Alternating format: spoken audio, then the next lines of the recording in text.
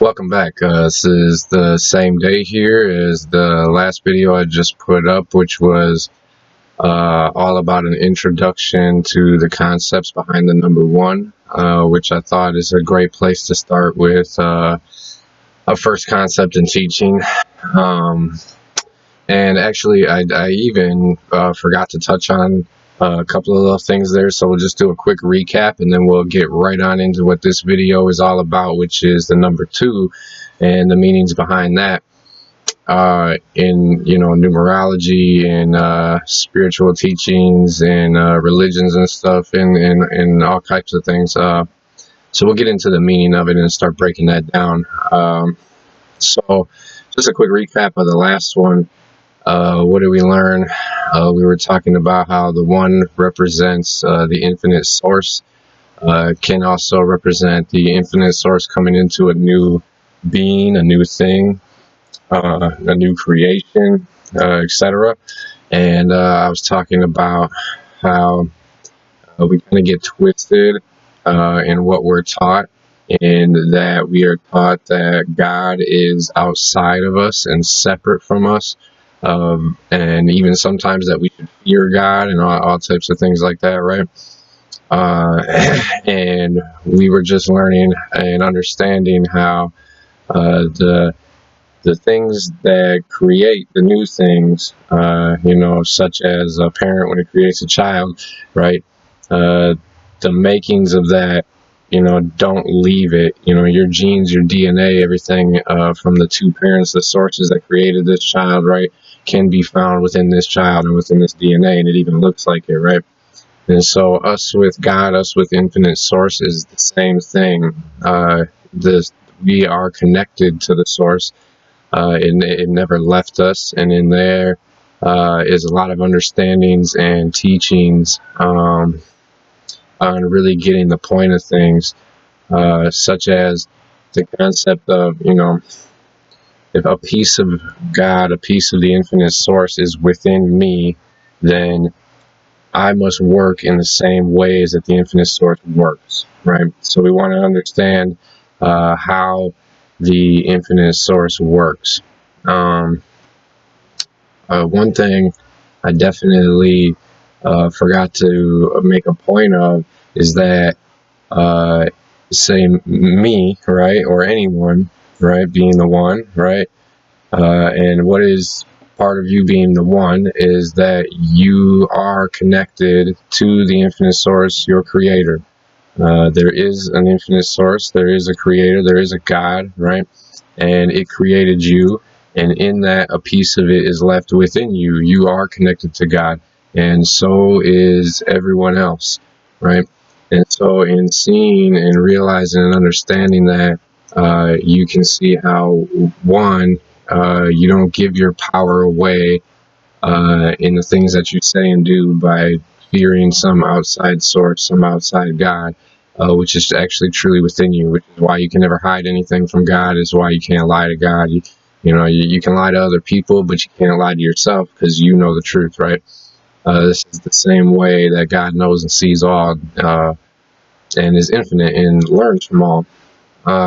So in understanding that you are connected to this source at all times, then you can begin to see and understand how you can tap into this source and this energy, and therefore knowledge of everything, wisdom of everything, use, manipulation, if you like, of things, which can also be looked at as creation, right? It's all perspective.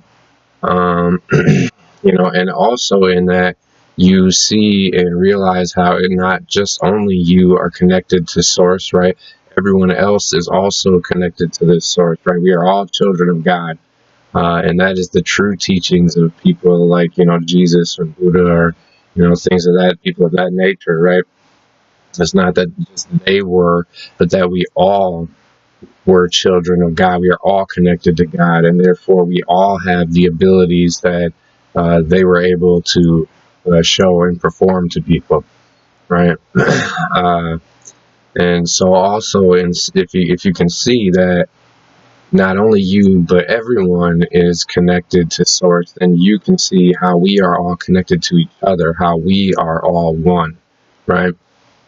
and our collective consciousness is all one. And so, the best way to try and keep progressing consciousness and the way we all live, right, is to go within and to first and foremost figure out and change yourself, be the change that you want to see, because us all mastering ourselves is the first steps and the only way that we can show, help, teach, and improve the mastering of all of us as one unit, because this is really the puzzle is a puzzle that takes all of us together.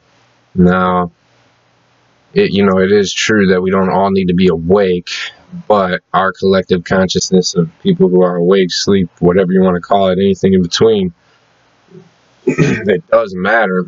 And to elevate that situation, we have to start with ourselves so that we can expand more to others, teach more to others, show more to others, be more to others. We have to be that change. God works through us because God is in us, right? Whenever you see a miracle or something made or something happen for somebody and they say it was a miracle, right? 9 times out of 10, if not all, somebody, a person, a physical being, came into their life and brought them what they needed, gave them what they needed, showed them what they needed, was the helping hand that they needed at the moment, right? And it's a miracle, right? And as God worked through us, it brought that person who had exactly what you need to you at exactly that moment, right? So God works through us because God is in a part of all of us. And separating that concept, separating that belief, it very literally hinders us right from the beginning. So you can also see how everyone is your brother, everyone is your sister, everyone's your mother, everyone's your father. We are all one. So you can clearly see how things like racism and other stuff that is used to divide us all, basically trick us all, have us all upset at the wrong people for the wrong things, when they're all being manipulated by the same things, right? And they're all asleep and kind of unconscious to the same things. So you can see the reasons and get an understanding out of this, which helps you to get over other aspects in your life and other questions that you may have, and helping you to be a better person, a better being, period. You can see just how asinine a concept of racism, ageism, anything that separates us, religious beliefs, etc., especially when they're all running off of misteachings of different religious beliefs, and things have been proven to them in ways so you can't blame them or be upset with them because it's not their fault. It was a blind leading a blind situation, or sometimes a wolf in a sheep's clothing leading the blind situation. It's really, really how it is. And, when things get proven to people in different ways, that becomes their belief. And it doesn't matter if the true teaching, the true way of it was presented to them or not.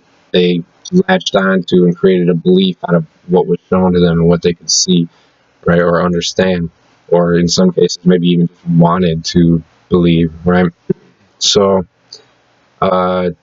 this understanding the number one, the concept of infinite source, what it is, how it's in you, and the distortion of how it's taught to you, can show you so much more. It gets you over a lot of hurdles, breaks through some doors here, keeps you from falling in some of the pitfalls of the maze, because there quite honestly are, and I'll make a video about that. So that was just a recap real quick of the last video. I don't want to spend too much time on. We're going to get now into the two, and what that represents is the infinite duality. Also, it's the illusion, honestly, of the infinite duality. And how can we begin to talk about this? First, I would just say Well, maybe I should have had something already, but you know, so we have the one, the infinite source that everything comes out of, right? You can view this as God. Uh, People who try to make up the past, or you know, science believes or wants to tell you what they want it to believe. This is the point of like a Big Bang theory, you know, everything exploded from a single source and randomly, haphazardly created this and that, and over time it, you know, morphed and you know, evolved and etc. to this randomness, right? Let me tell you, if you haven't really considered that theory, that when you start coming into all this knowledge and understanding of everything and how it works, it really throws that whole theory and concept completely out the window, because there is no randomness to anything that's here. That's very obvious. There definitely is some master blueprints here. There definitely is some intelligent design going on. There definitely is purpose to everything, and it does work in specific and particular ways. When you start really coming into the knowledge of everything and understanding like the math behind everything, that's one of the biggest eye openers. I can't wait to get to that. The math of the music, the math of the geometry, the math of God, really, they call it the thumbprint of God, has to do with, you know, Fibonacci sequence and you know, so much. It's incredible. Those are literally all their own videos. But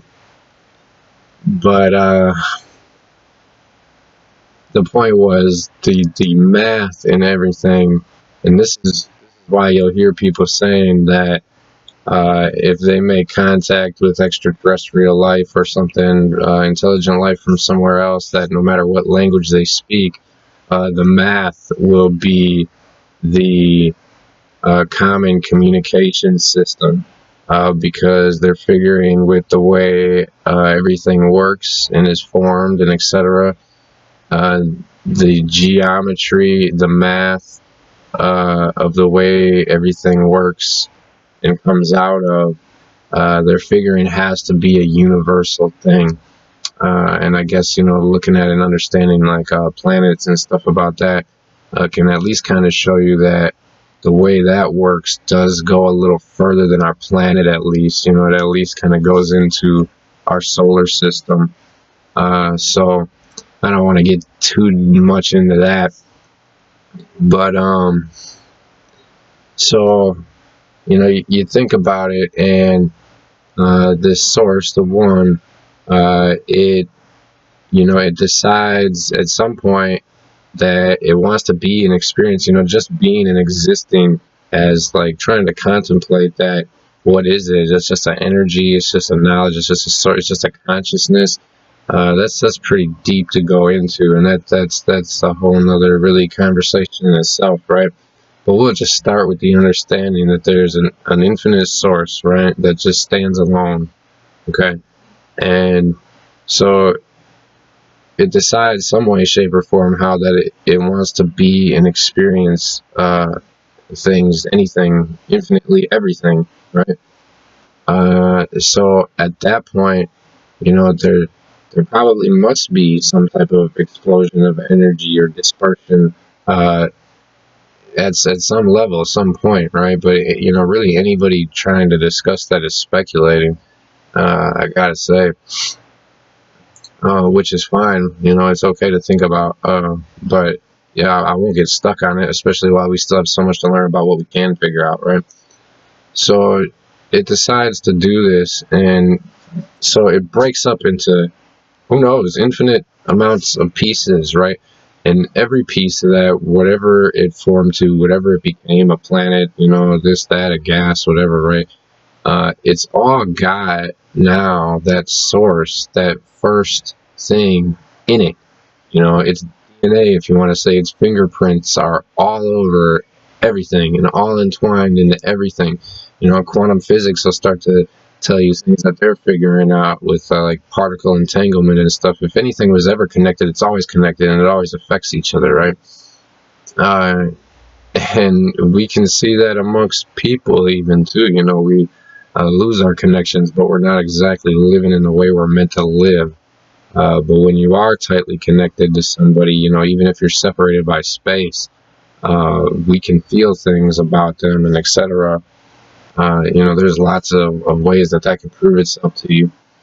But so that, you know, the source comes into something, and it doesn't matter what it's creating, what it's making, the source is still always in it. So think about that when you think about yourself.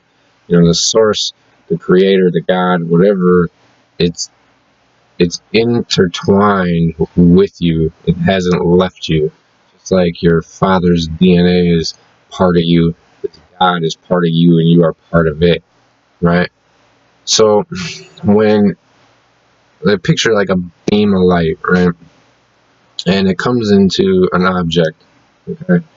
Now, immediately it creates this duality, right? And this duality is real, okay? Especially if you're perceiving it and paying attention to it, right? The duality is real, and this is the part that can be trickery if you're never taught anything about it, right? Everything is, but it isn't, and then I'll get deeper into that in the future. But that's incredibly true. There's a little lie in every truth, and there's a little truth in every lie, and we can prove that in incredible amounts of ways. But I just want to stay on point here and just keep this moving. So the source comes into something and it splits into this duality, right? And it has to be this way because you got to think about it. If there's not something on this end to experience and there's nothing on this end to experience, like automatically this has to be created. So think about what you're talking about. Like if you're talking about a person, right? Automatically when the source comes into this and makes this a living conscious entity, right? It automatically, if there's going to be a good or a positive aspect of that thing or person or being, whatever it is, right, then there has to be automatically a negative, a dark, an evil aspect of this thing, right? It has to be, because everything is what? Perception. It's how you perceive it, it's how you see it, it's how you understand it as what it is, right? And we do that by the process of comparison. Okay, so when I look at something, I don't really think about it, but I say, hey, this is a pad of paper, not a computer, and this is a computer, you know, not a keyboard, and this is a keyboard, not a glass, right? We compare it to everything else that we've seen, experienced, and know, right? And so therefore we decide what things are, right? And in anything, you can look at it different if you want to. Like for example, like here's a glass, right? But you know, really, if I smoke cigarettes and I want to, I can ash in this. This is an ashtray, right? And really, if you know, I felt like it, I could trap a bug or something in here, and this could be its home. It's, you know, a little biodome for a while. You know, like this can be infinite amounts of things. In many ways, even in this form, it's only what I perceive it to be, what I use it as, what I want it to be, right? And then if you want to get even further down into it, the molecules, the things that it's made out of are the same things that everything else is made out of, right? And so you must discover that there is no spoon, right? This is the concept of that right there, that there is no spoon. You are realizing and understanding that this is only this in this moment as I perceive it, because I'm here perceiving it and understanding of an agreement on what this is, right? But when you get incredibly further into your mastery, right, and you're getting to a level of something that's represented as Neo in the Matrix, right, and you really realize that there is no spoon, right, you are being able to manipulate and what you view as reality right in the moment. And the reason is because it's not real, it's an illusion. But if your belief system has you tied down to this illusion, guess what? For you, it's reality. Okay. And I know that might sound kind of wild to somebody who might be just getting into these teachings here. Uh, but you will come to find out the truth in that is amazing. It's something. So, you know, the source splits into something, and automatically, in it being something, being anything, it automatically has this duality, this illusion of duality, right? And I'm going to give you a quick, easy way of how you can see and understand this as an illusion or a perception thing, right? So, if you have a concept of something, say hot and cold, right? And you can easily look at, well, what is this? This is temperature, okay? This is a measurement scale of temperature, right? But it's all in the perspective of the viewer, of the person who's using it and what they're using it for, right? So if you look at a thermometer, right, which measures temperature, okay, there's no point on the thermometer where hot begins and cold ends, right? There's no point on there whatsoever. You can't even say zero, because zero is a balance point, right? That there's no point where hot and cold begin and or end, right? And the reason is for this exact this kind of sheds some light here on exactly this concept of, it's the illusion of duality, right? So it's the illusion of hot or cold, because in my perception as a human, right, if I say is 200 degrees hot, you know, well, if I'm thinking about something that's going to burn my skin, well, yeah, 200 degrees is hot, okay? Uh, but if I'm thinking about, you know, say melting gold or some type of metal or something to create something, right? Is 200 degrees hot? No, it's incredibly cold. It's way too cold. It's never going to get you anywhere near what you want, right? So it's all a matter of perspective, you know, and what are you looking at? What are you doing? What are you trying to accomplish? What is, right? Now apply that to everything else in life, and I mean everything, and you start to see the real truth and the real answers in most of the questions that you have, right? Um, so, you know, again, well, why must this be so? Like, a lot of people in their life, they'll ask, like, why is there, if there's a God, why is there such a thing as evil? You know, why do bad things happen and stuff like that, right? And the answer to that, you know, how can there be a God and he lets all these bad things happen? The answer to that is exactly this. This is an illusion of duality, okay? Nothing is good, all good always, and nothing is evil always, right? If you are looking at it from a higher perspective, right, and a higher understanding of everything, which what infinite source would, infinite God would look at things from a higher point of view, because it sees all, done all, known all, right? Okay, so it doesn't view things in this illusion of infinite duality. And this is why you be careful what you wish for, be careful what you ask for, be careful the energy that you're putting out, because you're going to get back. And be careful on how you're using these tools and knowledge of things, because they will work in both ways, positive and negative, and bring back to you those same type of experiences, right? Why does it allow negative? Because God, because infinite source does not care about negative, does not care about evil.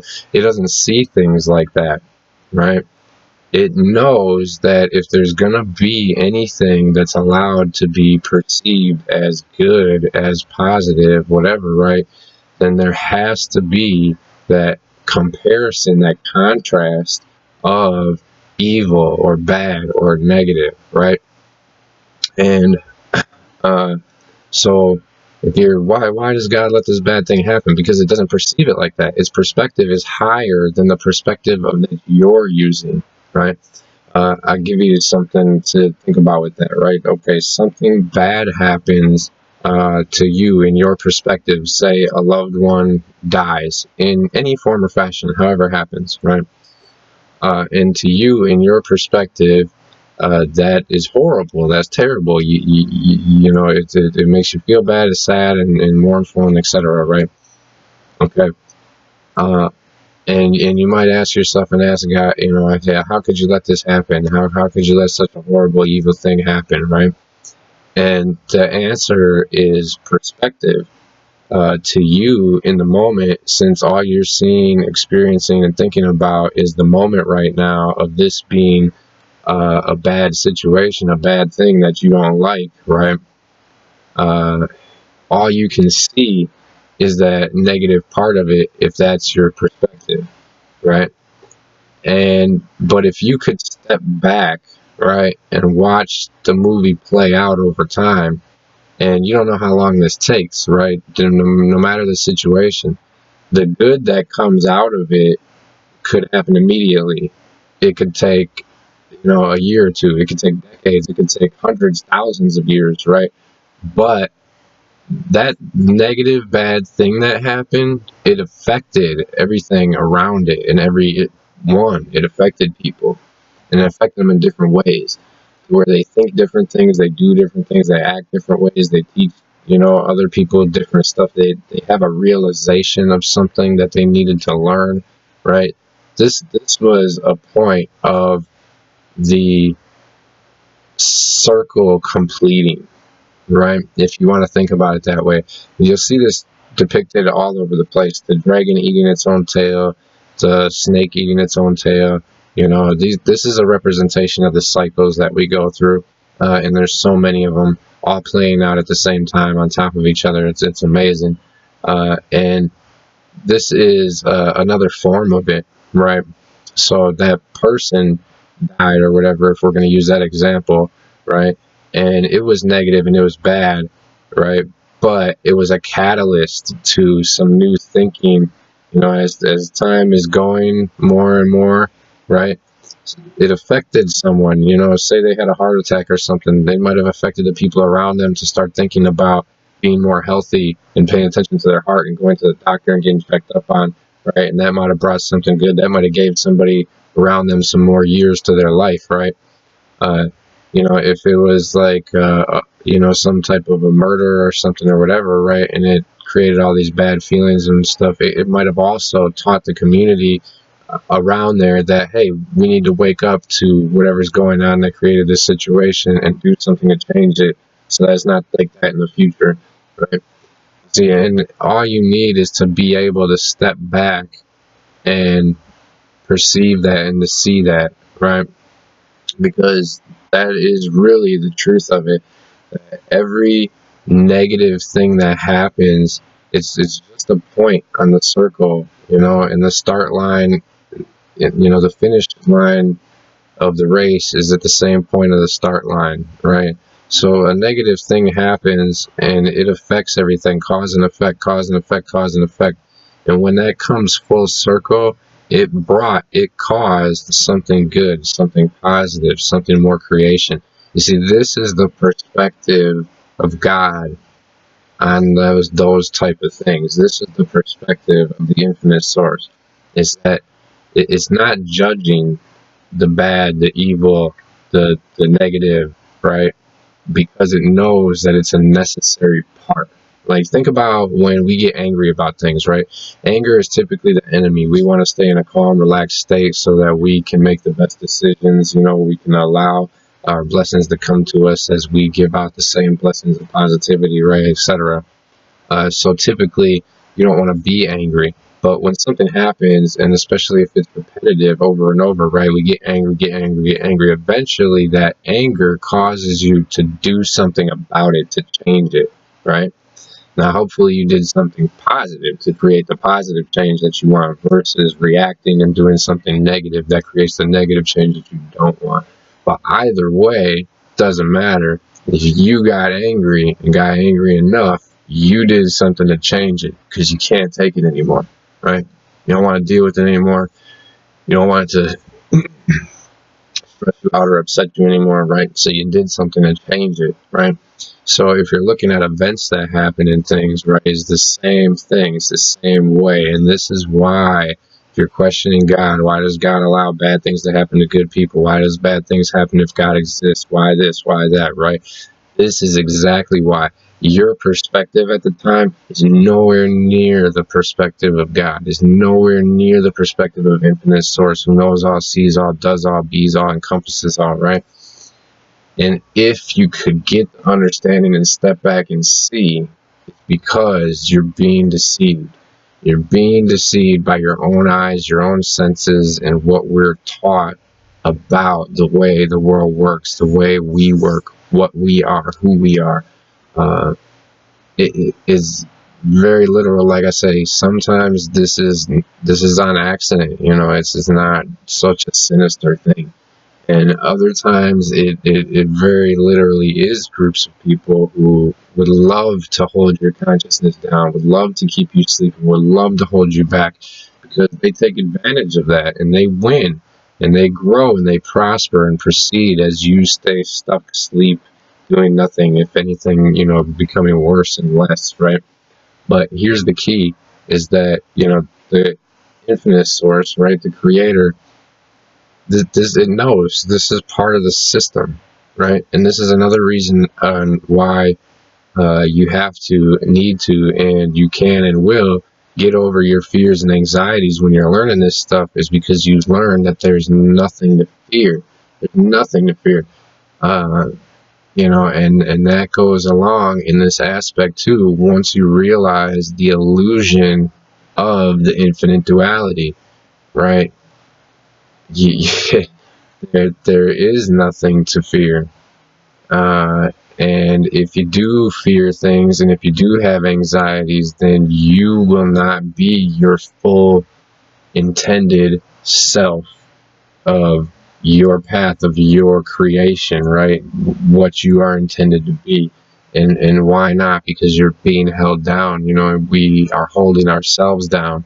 But it starts with our belief systems, and we're taught everything upside down and backwards. So what can you expect? Of course we get lost. Of course we get caught up in the mess, and it's hard. It's a trap. It's difficult to get out of. But the teachings are all there, the knowledge is all there, the understanding and perspective is all there. And to get it, this is what we got to do. We've got to step back. You know, we got to give up and give in to everything we thought, and to trying to control things and trying to do everything in the ways that we were taught, right? And get back to a more natural existence, period, you know? And the knowledge and understanding of it, and then putting that to use, is really the only way that it's going to get there, right? I try to show you some things here real quick, and just, you know, excuse my crude little drawings here, but I just did this real quick to try and show you some of what I mean, okay? So here we have, and I hope you can see it good, obviously a yin-yang, right? And this is a very good description of exactly what I'm talking about, okay? This is showing the illusion, okay, of the infinite duality, all right? This two-dimensional symbol here, what does it tell you? Well, it tells you that, first of all, it's something, right? However you want to look at it, the earth, a person, you know, a community as a whole, whatever, however you want to look at it, right? You're just taking something and applying it to it, right? Now, this is showing something that is very, very correct and is excellent teaching, okay? But it's limited, right? And this is one of the things that I mean about a lot of religions and things that teach you things, okay? This is a limiting train of thought of what you are, what everything is, and how it works, right? This shows the infinite duality and balance between everything, right?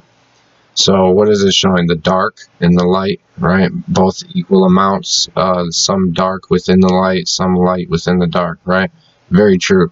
We can go over this for a good amount of time if we want to, but we're going to keep moving. This is very true. We are trying to maintain a balance, right, between the dark and the light, the good and evil, the positive and negative, pretty much everything, right? We want to live in a balanced, harmonic state. Both of these things must exist. And so for us to be in a balanced, harmonic, peaceful state of our best existence and living, right, this is pretty much a representation, a limited representation of the goal, right, and of how things work, right? The light's there, so must be the dark. And in some of the dark, because of your perspective, right, if you could really see about this dark, there's some light in it. And if you could really see about this light, most often there's some dark in it too, right? Every truth has some lie, and every lie has some truth. Everything is, but it isn't. And I'll talk about those concepts in later videos, right? But so this is absolutely correct, right? The masculine and feminine, right? There's a little bit in both, right? We need a balance of the two. Most often, no matter what you're talking about ever, the answer lies in the compromise between the two. Why? Because it brings you to a balance, right? So if you think about politics or anything, it's completely asinine that we even have these separations of Democrats and Republicans to begin with, because if they were actually this group and this group, which they're not, they're both the same people, just putting on a different face in our bogus system we have here running. But you know, it's an asinine concept to begin with, because the answer is never going to be over here with this thinking or over here with this thinking. It's never going to be that we should only choose this all the time in this way of thinking, and it's never going to be that we should only choose this in this way of thinking.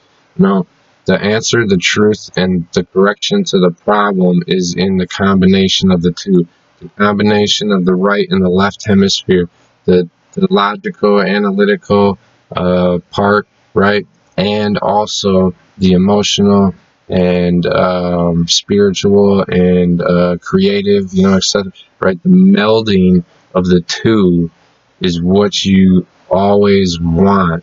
You know, that's getting in the zone. That's making your connection. That is being more Christ-like, God-like, like infinite source, whatever you want to say.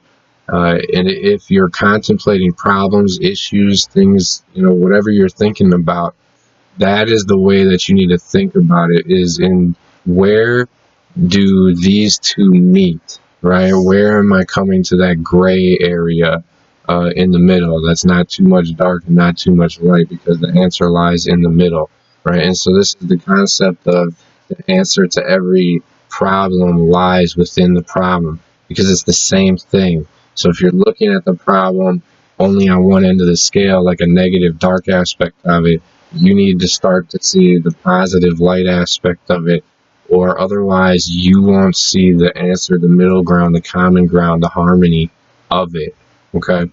And so this is, I'm going to start to get into why I say now, this is a very limiting belief system, okay? And it's true, and it quite easily proves itself to you. Everything I just said is completely true and is totally represented here in this symbol, right? And this is very commonly found. People see it and think they understand it and believe in it and etc., right? Okay? But let me propose to you, thinking about everything I said before we started talking about this symbol, right? And talking about infinite source, the number one, right? Coming into something and creating this infinite duality, right? Where in this do you see God? Where? Nowhere. No, they took God out of this teaching. They took the infinite source that created this to begin with clean out of this teaching, right? Now, if whoever teaches you this then goes further onto other concepts and brings God back to you, okay, good. They're keeping you on track. If they don't and they leave you in this area right here, and that this is the way everything works, they are misteaching you and you are being held back. Okay, this thinking here is true and correct. But what do we say? It's omission. It's leaving out the rest, which gives you the full picture, which gives you the real perception. Okay, so now I'm going to turn this over to another crude drawing. I apologize for that, but I just wanted to make something real quick to just show what I'm talking about here. So now I propose, and I'm quite sure probably a lot of other people have too, but I propose that this is the real symbol, and therefore the real teaching and the truth of what everything actually really is. Okay, and this symbol, if you can see, is very similar, right? But this is the illusion of the infinite duality. Okay, and for me, this truth is my belief system. Okay, this is my understanding of things now, and you choose what's correct for you. Okay, but this symbol tells me that infinite source came into what? Something, a being, whatever you want to call it. I'm going to apply it to myself. Okay, infinite source came in and created something, right?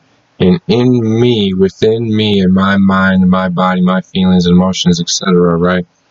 I have the capability of the darkness which must exist, the negativity, the anger, etc., right? I have the ability to be like a devil if I want to, and be a serial killer or something if I want, or any form or fashion, okay? But also within me, right, is the light. And I have the ability to be like Jesus, to be like Buddha, to be like Gandhi, to be like Mother Teresa, to be any of this, right? This is within me. This, it must, right? Source came into something and created an infinite duality of, if there's positive, there must be negative. If there's negative, there must be positive, right? Now, source itself is a positive thing, and there's ways to prove that to you. We're not going to go there right now. We're just going to stay in this video, especially being that we're at 41 minutes. But source overall is a positive thing. But in it coming into something, right, it creates, like I say, this infinite duality illusion, right? Because if it wants to be good and experience good things and light and happy, right? Well, what are those things without the comparison to them, right? There's no such thing, right? So therefore, both must exist, and in me, within myself, throughout my life, even right now, I can see the possibilities within me and the tug of war that we go through throughout our lives of this struggle between this dark and light, this positive and negative, this being a good person and, you know, making poor decisions and doing the wrong things, and, you know, sometimes maybe even being a bad person, you know, or what somebody else would perceive to be a bad person, especially if they didn't know the whole story. You know, let me tell you something real quick while I'm talking about this, right? When we watch TV or a movie or anything of that nature, right, we tend to get wrapped up in the perception of the main character, okay? And then we tend to like and root for this main character. Why? Because we got to know them, their situation, where they're coming from. We can feel them and understand them, okay? And so regardless of who this character is, if they're, even when they're evil or a bad or a negative character, right, or someone who does bad things, like let's just take, for example, something real easy, Tony Soprano from The Sopranos, right? Now, we all watched that show, right, and we all saw his perspective of who he was, and he was also a family man and good things, right? And, you know, we could all see ourselves or parts of ourselves in him, right? And so we got to know his story and who he is and where he came from and the reasons why he feels the way he feels and does the things he does and etc., right? And so when he goes out and he murders people for money and does this and does that and all these negative, dark, very bad, evil things, right? Well, what happens? Do we condemn him? Are we mad at him? Do we not want to see what Tony Soprano does next week, right? No, no, we do quite the opposite, don't we? We tend to cheer for them. We tend to root for them. We don't want to see the police arrest them. We want to see him get through to the next, and how's he going to handle that, and what's going to be next for him and everything, right? So you see, my point of bringing that up was that it's all perspective. It's all how you see it. And so if you were in that movie or play, right, and Tony killed you, well, the people, your family they're all viewing that as this horrible act, and how could this person not be arrested or killed himself or put, right? They see nothing but the negative and the horrible side of it, and they want justice. They want, something which we're going to learn that you can't do too. We got to get over that.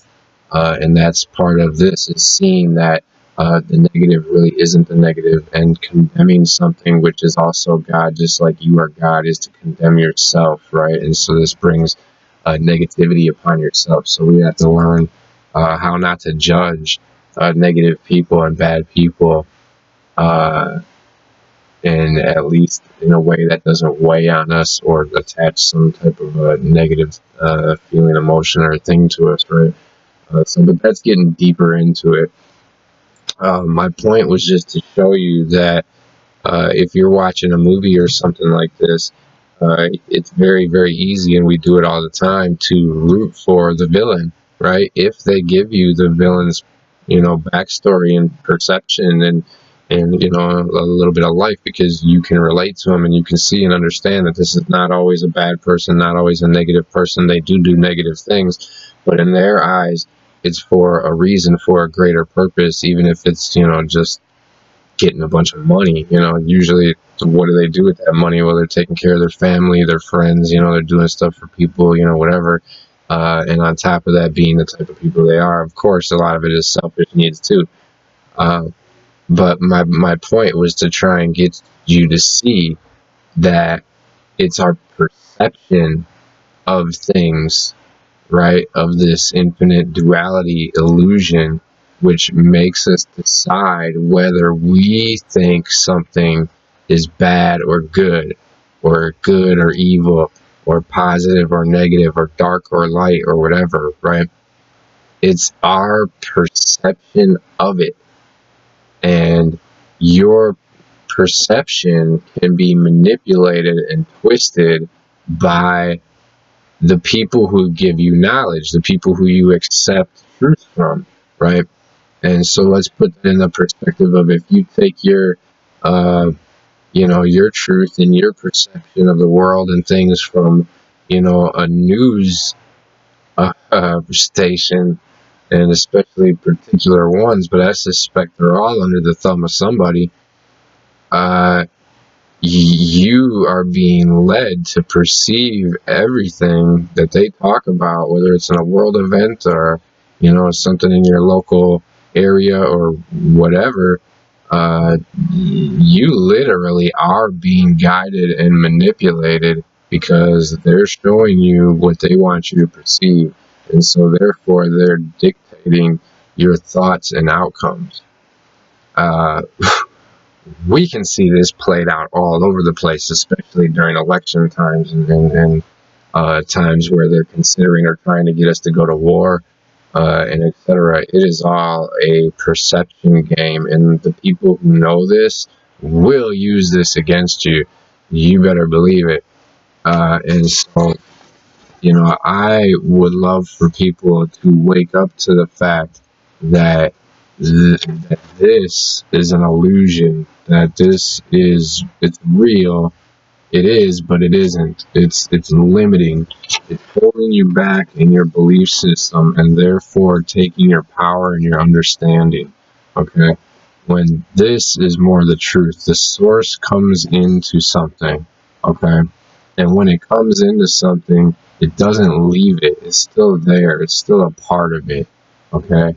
And yes, this dark and potential to be dark, right, and negative exists, right? And also, so does this positive, right? And because one is there, the other has to be there, okay? And within each of these things, right, they all have a piece of the duality of the other two, right? So the infinite source has a little bit of each side of the duality in it, right? The positive and the negative, the light and the dark, okay? Overall, this is a light and a positive thing, but that's later conversations. And you can see in the dark, right, is the same thing. It has a little bit of light and it has a little bit of God in it, right? This an evil person who does something bad is still a piece of God, still has a piece of God in it, okay? And therefore, the light person, considered a good person, right, has a little bit of that dark in it and has a little bit of that God in it too. It has the God stays. It stays. It's part of you. Okay. And in understanding this and looking at things in life in this way and understanding them in this way, you'll get a higher perspective, a higher consciousness, a higher awareness, and you can embrace the peace of God that is within you that allows you to create your reality, perceive things the way you want to perceive them, therefore feel the things that you want to feel, have the emotions you want to have the perspective that makes you happy, that makes you feel good, okay? Because the perspective is there. The negative thing is only negative in one perspective, in one aspect, in one way of looking at it. Okay, but you can look at it in another way, and another way, and another way. And if you look at it from the highest, which is also what I was saying before, the more midway, the blending of these two, the compromise, right? The harmony. When you think in that way is when you get the true answer, the enlightenment. Okay? In here also you can see it kind of forms this triangle, right? And you can start to learn about geometry and shapes and stuff, and how these two-dimensional shapes get repeated and represented as three-dimensional shapes, and what comes out of those. And one of the key things is the tetrahedron, which is, okay, this is a triangle here, but it's in a 2D representation. A tetrahedron is just a 3D representation of triangle. You'll see like the pyramids, like the Great Pyramid is a tetrahedron because it's like a triangle, but it's a four-sided triangle. You know, it's a little hard to describe. Well, that's a whole other video. We're doing the wrong thing now. I want to stay on duality and the illusion of it. So, you know. Also, very important to notice what this represents, okay? And you'll see this in teachings all the time, and it doesn't matter what religion they come from or where you get it. It all started with the truth, right? And then it was slowly twisted and manipulated, things left out, etc. But they all of the religions have truths in them, and they're all talking about the same things. Why? Because they come from a beginning, which was a real, true teaching and understanding of things. Okay, so let me show you also here now is a great representation of the Holy Trinity. Okay, and this is in all kinds of religions and things, right? And you see is the Father, the Son, and the Holy Spirit. Okay, and those three things combined create something, right? Okay, in for Jewish people, it's Kether, Chokma, and Bana, or something like that. Okay, in Hindu, it's Brahma, Vishnu, and Shiva. All right, in Egyptian is Osiris, Horus, and Isis. Right. Okay, this is all over the place. And it brings you to the 3, which is the next number that we'll be talking about. And 3 is often a catalyst. These 3 things are catalysts to create a new being, a new thing, a new essence, a new consciousness, right? All of these teachings, right? Let me tell you another thing. They don't have just one aspect, okay? Just like the chakra system, okay? When you start to learn about the chakra system, you'll start to see very quickly how something is attached to many other things, right? So if you have a color, like say red, is attached to the root chakra, right? Like the first chakra, okay? And also attached to that is like your sexual organs and stuff. Why? Because that's where the root, where the sexual energy comes from, okay? And that's part of us, that's a representation of God. We can create another human out of it, right? That literally is the source of our energy. It's like the beginning point. So like, you know, these things, they don't just have one truth and one meaning. They have a truth and a meaning that can be applied to many things. And then when you start thinking about another level of something, another level of things, there's another truth and a meaning to it, right? So things will have multiple aspects to them. And at the moment, of course, I can't think of the exact reason I wanted to bring that up, but keep that in mind, because there's always so much more, like, and everything is, like I said, is perspective, right? So as where there's a low perspective and a low understanding, and then there's one above that, and guess what? In that same thing, there will be a teaching and a perspective above that, and one above that, and one above that, right? Or a different use for the same teaching. So we'll start revealing that more and more and more. Right now, I really wanted to show you the duality of things, you know, and I also like try to touch on this right here real quick. It's another crude drawing of something that I'm quite sure you had to have seen before. Okay, I'm sure you've seen this before. You might already understand what it means and what it is, right? And if not, let me try and tell you, because it's a little relevant to everything that I was just talking about. So this would be a representation of light, of energy, of information, right? Being sent in from source, from the infinite source, right? And it comes into this prism here, okay? And if you notice, like, I put dotted lines so you could see that those lines were behind this solid triangle, right? So you can tell this is a three-dimensional triangle, right? So there's one on each side, just like the Great Pyramid, three sides, right? And then there's actually a fourth side, because the underneath it is actually another one, right? So, and there's a lot to that too, but we're not going to get into it right now. So the light, the source, though, comes in, okay, and this is, you probably might even have got this in some type of science or biology class or something if you took a decent one, but the chances are you probably weren't really taught or told about this. But this is even like how scientists and stuff explain how we perceive light and colors to begin with, right? And figuring out like how our eyes work and everything, okay? And this is a very literal representation of it, okay? And not everything is like this, right? Obviously, like dogs and stuff perceive different, and that's why they can only see some of the colors on the light spectrum versus what we can see. Now, let me also tell you, in the same respect, something that I learned recently is now this is only the color spectrum that we perceive. Okay, and yeah, sure, there's different shades and variations of all this that we perceive, you know, but this is basically it.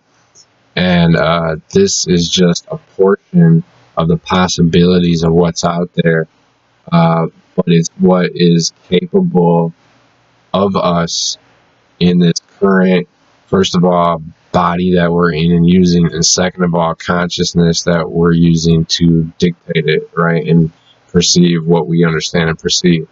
Okay, so this is literally a good description of how even science says we perceive colors in the light spectrum, right? It all comes out of this pure white, bright light.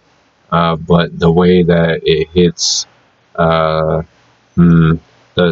depends how you're looking at it, the retina of your eye or whatever, right, and bounces back and sends information to your brain, and how it reads it is as this, right. But this also, happens on a larger scale and level. This comes into the earth, and I gotta believe that there's some type of a prism there that reflects and sends out, and we can perceive this stuff in ways with that too. But anyways, I wanted to show this because it's showing you that everything breaks out into these different separate pieces from this one infinite source. And the only thing that changed it to you perceiving it like this versus like this, the only thing that changed this being and looking like this versus being and looking like this is your perception of it after it's been distorted by going through this prism here, right? And so in that, you can clearly see some things that get represented all over the place. Okay, since I was explaining before the illusion of duality in like a thermometer form of temperature before, I'll kind of stick with that, right? Notice at this end of the scale, right, it's red, okay, which is the color that's typically used for hot, okay, one extreme of the duality, right, hot. And on this opposite end here, you have, the blue, the dark purple, okay, the cool blue. Yeah, my fault. That's actually a mistake. I should have. That's really the truth of it, is this blue, right? So we have the blue that always represents the cold. It represents the opposite of that scale, right? The red and the blue are always opposite, right? Okay. But if you combine the two opposite ends of this scale here, the red and the blue, right, which they call hot and cold, okay, you will get what? You'll get the purple. Red and blue together combined in colors makes purple. Purple in talking about chakra systems and talking about enlightenment and things of that, and you'll see it represented all over the world.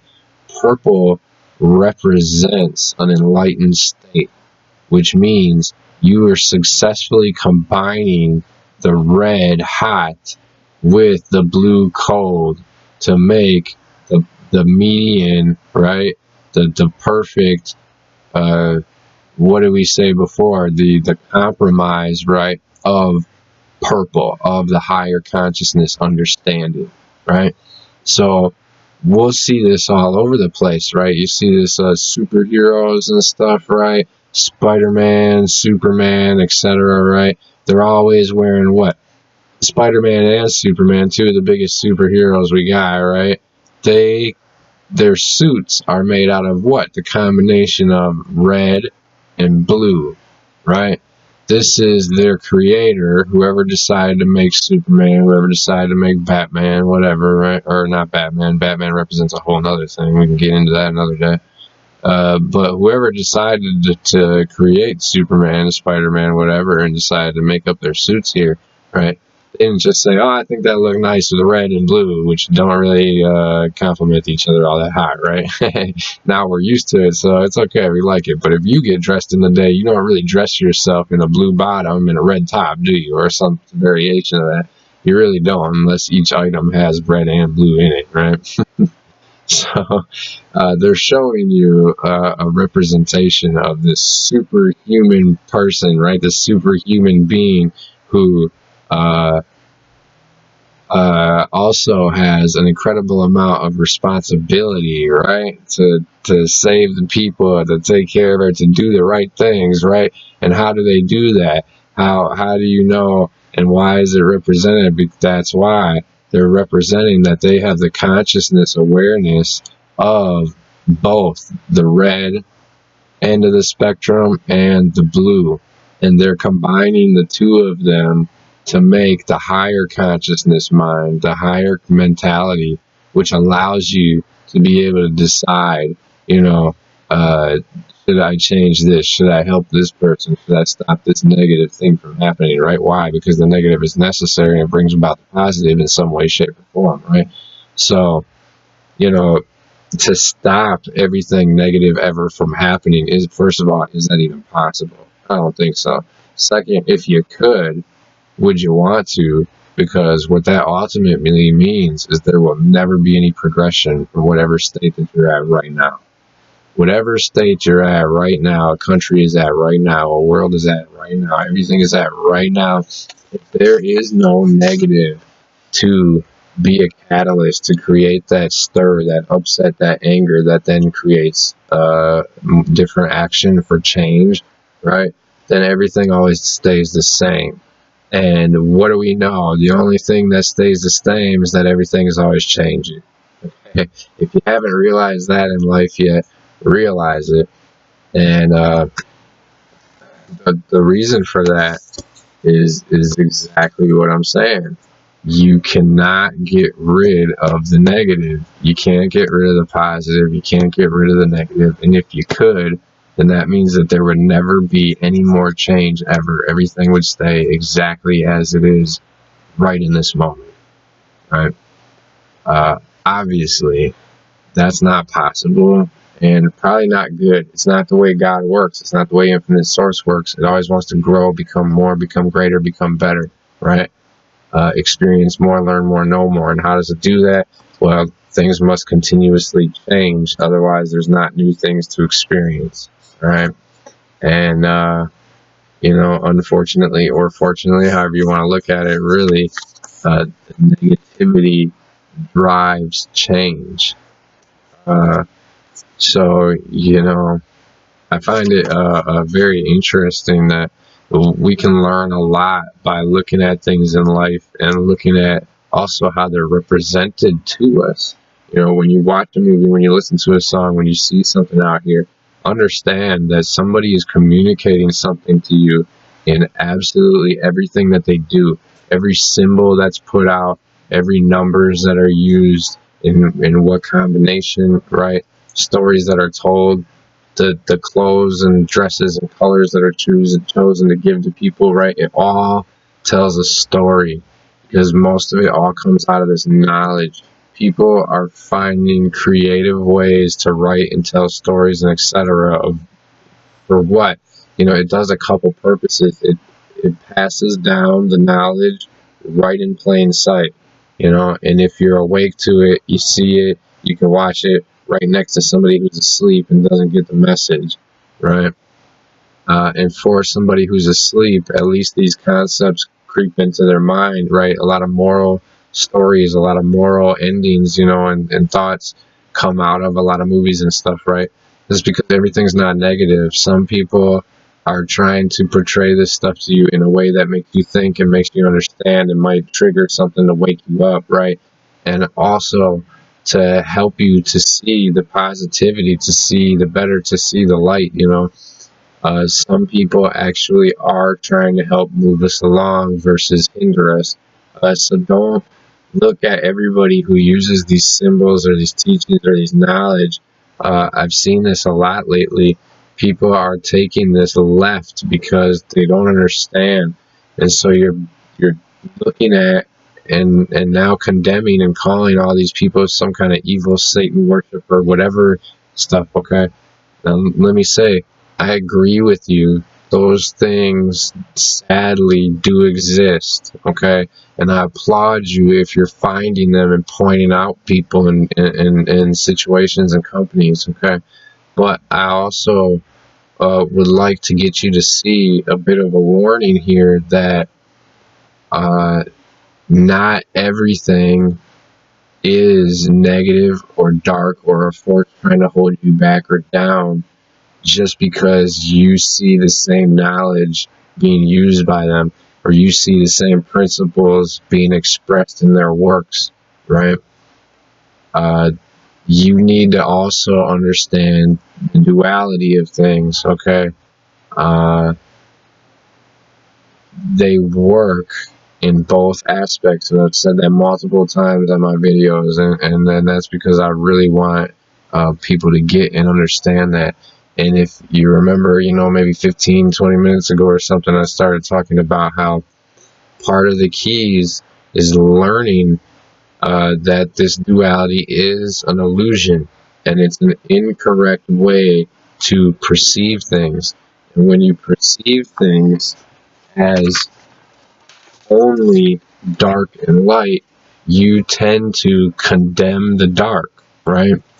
You want to see the serial killer get killed in the ways that he tortured and hurt and killed people, right? You want to be wrath sometimes within, don't you? You want to whoop somebody's ass for doing something completely out of order sometimes, don't you? You and essentially in doing that, right, we are condemning that person or that thing to being only evil, and therefore deserving a punishment of only an evil, right? And in doing that, right, if this is a piece of God is in this, just like a piece of God is in this, then when you condemn this and you say, you damn this thing, and you would love to wipe the planet of this now, right? Well, that's the concept that Hitler had, didn't he? He perceived in his mind that all these other people were the enemy, and to him that was logical, and so his idea was to get rid of it. So if he thought of himself as the light and the people like him as the light, and thought of everybody else as the dark and the people like the dark, and his idea was to now kill, eradicate, get rid of all this, right? What did he do? Did he do a godly, good thing? No, it's quite the opposite. He did the exact opposite. He did a dark, very, very dark, negative thing. Killed a lot of people who were what? They were pieces of God, just like he was a piece of God. Okay? And I know it's going to be hard. You're not going to say, well, how could you call Hitler a piece of God? Hitler's a piece of shit. I agree with you. Hitler's a piece of shit. Problem is his perception on things. Problem is his understanding of things. Problem is the belief system that probably was taught and given to him, okay, and then he attached to, all right? He believed that he was eradicating the dark, right? And even if he wasn't, okay, let's put this to you or to me or to anybody, right? If this person just killed 5 people, right, and that's horrible, my first reaction, reaction is anger, okay, and I'm mad, and this person should suffer the same fate. We'd kill you right here where you stand, just like you just did these innocent people, right? If I do that, okay, I'm no better than Hitler. Do you see the logic in that? Because I think that I'm right in my perspective and how I'm seeing it, and I think that he's evil and he's dark as he just killed 5 people, right? And now I'm condemning and saying you should suffer the same fate that those 5 people just suffered, right? Now in doing that, I'm doing a few things. First of all, I'm assuming that the reason he killed those people is something that I would consider negative. What if those people just killed his mother? Maybe then I would say, you know what, they got what they deserved. And again, I would be condemning an aspect of this, wouldn't I? So I would be wrong again. When we do this all day because this is the belief system we run off of. All right. So now in another, let's look at it even further. Okay, let's say this person, now I condemn this person, and I say, well, you killed these people, we got to kill you, or, we're going to send you to prison for the rest of your natural born life, right? Well, can you see how that might also breed and create some more new negativity versus only what would you ideally want to be creating and breeding light, right, and positivity? But, let's say this guy has 5 kids at home, and up until this point, he's been doing his best to support them and teach them and raise them, And in whatever situation this here happened, he ended up killing these people, okay? He did something, a poor, very, very bad act, okay?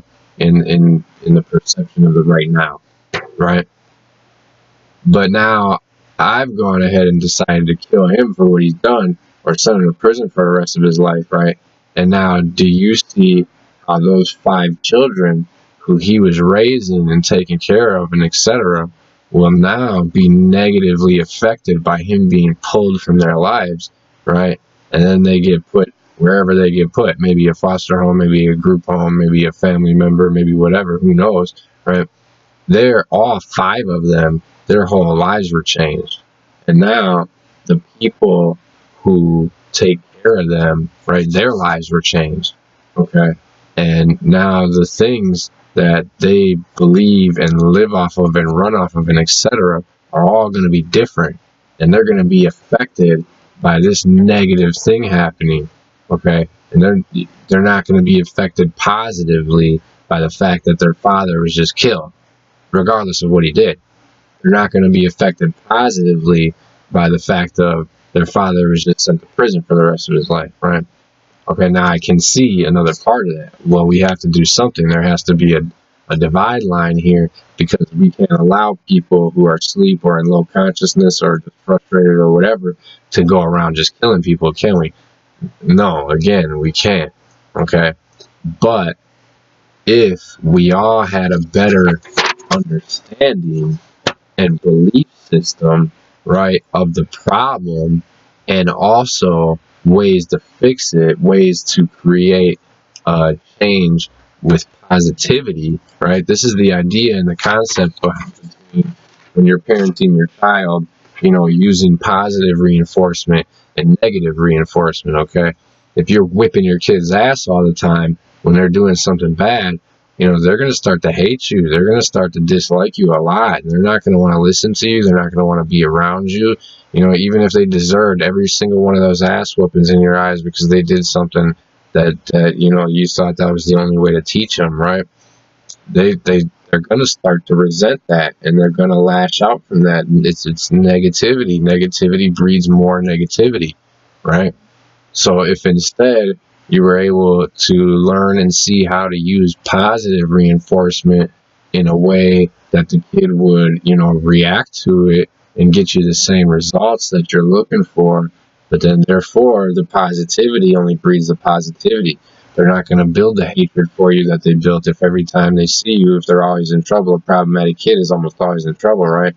Every time they see you, you're just whooping their ass, got your foot on their neck, right? They're going to grow to hate you, and they're not going to want to listen to you. They're not going to want to be around you, and they're going to rebel and do the opposite things of what you're even trying to get them to do. And yeah, you have their best intentions at heart and in mind, but you're going about the problem in the wrong way. And that's because you see things in the wrong way, and you're running off of an incorrect belief system. You are trying to condemn and fight the fire with fire. And unfortunately, that's often what we're taught and told, and we'll see it work for us occasionally, but that's because we're only seeing the short game. We're not seeing the long haul. We're not seeing where that negativity eventually bred more negativity, right? This was also the thinking behind like Martin Luther King Jr. versus, say, Malcolm X, okay? Malcolm X wants to fight fire with fire. If they kill one of us, we kill them. Well, can't you see that's just more hate, more killing, more. You know, you're going to kill one of them. Now their brother, cousin, friend, kids, whatever, they're going to grow hatred from that because they saw you kill their friend. Why? It doesn't matter if they did something that you think deserved that or not, right? That they're not going to see it that way, and it's going to breed more hate, and then they're going to come and kill one of you, and then the same thing. Now your family members and friends around that one is going to see the same thing. You killed, and it doesn't matter if they did something. All they see and feel in the moment is you came and killed, and we're going to kill, and we're going to kill, and we're going to kill, and we're going to. When does that end, right? It's illogical. It's never going to get you to the end game, okay? And then you take a concept of a person like Martin Luther King, and he says, look, we can't fight fire with fire. We've got to do something different, right? We've got to fight hatred with love. Now, that's true. And there's a lot into that could probably be a whole other video too. But the gist of it is that when something is negative or has a, something like that, right? And instead of fighting it with hatred, you fight it with love. You give it, the opposite of what it's looking for. It's looking for a negative reaction. You give it the positivity. You give it the loving reaction, and you watch how the negativity, the anger, the hatred fizzles out of the situation. And it's because they can't understand. They're expecting you to respond with the negativity that they're giving out, right? And now you're giving them a different response from what they typically get from everyone else, okay? And it confuses them, We'll get into all that so much more. This has been a really, really long video, and I didn't mean for it to be, so sorry about that. But I hope you enjoyed, because this was very, very important teachings here, and we'll get deeper and further into them. So thanks again for coming, and I hope that you do see the illusion, because that's what it is. It's an illusion of an infinite duality.